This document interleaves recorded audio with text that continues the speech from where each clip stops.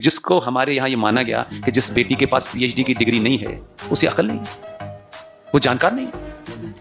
किस पिता ने ये नैरेटिव बनाया? वो नहीं बना पाया, लेकिन माँ का नैरेटिव देखिए ना।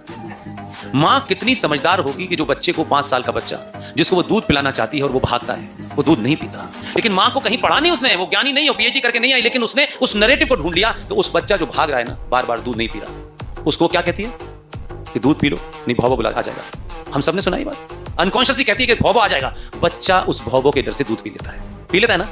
लेकिन वही माँ है और बच्चा वही है, सिर्फ एज बदल गई है। अब वो बच्चा 12-13 साल का हो, राइट। अब उसको गिलास में दूध देती है, दूध पिलाना उस वक्त भी माँ का एजेंडा था कि ये दूध पी ले, भौबो तो उसने उसका सहारा लिया। लेकिन जब वो बच्चा 12 साल का हो गया, जब वो समझ सकता था, जब उसको कुछ बातें वो कन्वे कर सकती थी, तब उसने क्या कहा? दूध पी लो।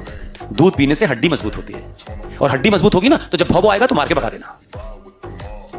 उससे बड़ा कोई साइंटिस्ट हो सकता है? उसको कहीं पढ़ के आई थी वो? ये उसका नैरेटिव है।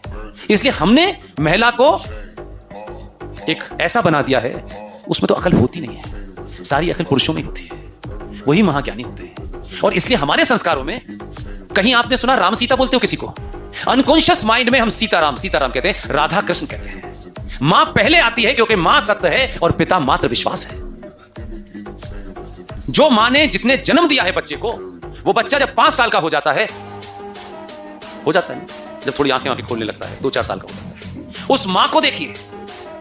वो जो पति देव हैं जो कहते हैं कि मेरा वंश चलना चाहिए, मेरा नाम चलना चाहिए, मां गलती से इधर की जगह उंगली इधर करके कहती है तेरे पिता है, तो जीवन भर ऐसे घूमते रहते हैं। मैं गलत कह रहा हूं? वो बच्चे को एक बार बताती है तेरे पिता हैं, जीवन भर कभी मां से पूछता नहीं है सच बता दो मां ये है कि नहीं।